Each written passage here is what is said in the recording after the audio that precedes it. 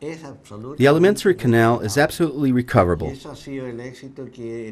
that has been my success with my private clientele. I have never ceased to fulfill the regulations for an obese person that has completed his treatment well, not only during the period of weight loss, but also during the maintenance period.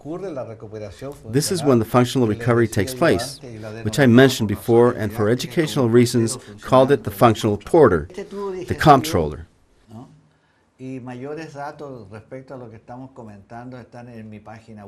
This alimentary canal and further data regarding this discussion are all in my website, which has a full list of the diet that has always been a success, 100% of the time. My website and the book I published, I have 3 editions, whose title is Doctor, but I don't eat that much to be so fat. They also give a comprehensive description of what we are talking about, though not as summarized as now. In summary, this alimentary canal forces us to do something very important. Man should return to nature, because nature's ecosystem, as I said, doesn't have any examples of obesity. For example, when we think about the male adult lion in Africa, not the younger ones with shorter hair, because the female is still teaching them how to hunt. But how can you understand that they sleep 20 hours a day? They do sleep 20 hours a day. They always have a full stomach because they're chauvinist pimps fed by the females with whom they mate, 2 or 3 females.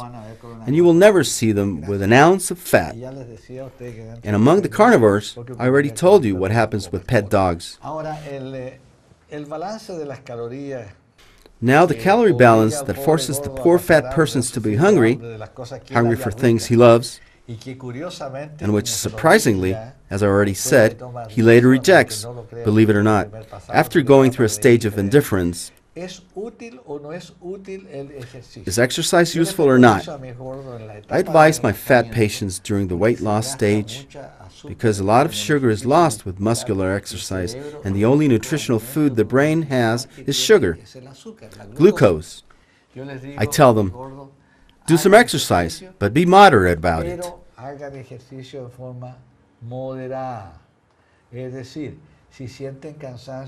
In other words, if you get tired, you must stop immediately in this stage, which doesn't happen during the maintenance stage, since you're free to eat complete things. But evidently, working out is advisable as a cardiocirculatory, breathing, muscular training. It is evidently recommendable, but being moderate about it. There are some people who have criticized me with a rather simple approach. But doctor, the protein overload that you give to fat people can affect the purifying functions of the kidney. It can be harmful for the organisms. So I tell them, look, when sophisticated food was invented with an overwhelming prevalence of carbohydrates and fat, the easiest thing to metabolize is carbohydrate and fat in order to obtain calories, energy, sugar, which is very easy to convert no matter the carbohydrate used for brain and muscular functions and expense. But in the absence of flour, sugar, alcohol, and fat, supplying an excess of proteins is perfectly bearable and compatible because the protein has to yield everything. The 40 to 50 grams of daily expense protein required by anyone who's alive are contained in at least 250 grams of meat.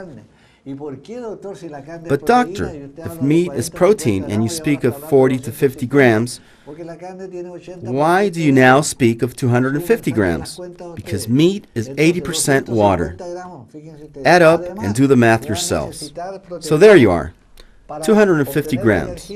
Besides, you will need proteins to supply the energy, calories, the formation of sugar, because I forgot to mention that just as the organism of a fat person accumulates fat, it cannot accumulate more than 500 grams of sugar in the form of muscular and hepatic glycogen.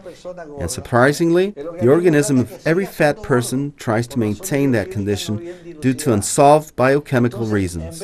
So, instead of immediately transforming the protein that I start to give to the fat person into glucose, it's very easy to transform the carboxyl into C6H12O6, which is glucose. It prefers to drain the reserves, and at that point of the weight loss stage, heavy on proteins, the fat person is very sensitive to a drop of glycemia.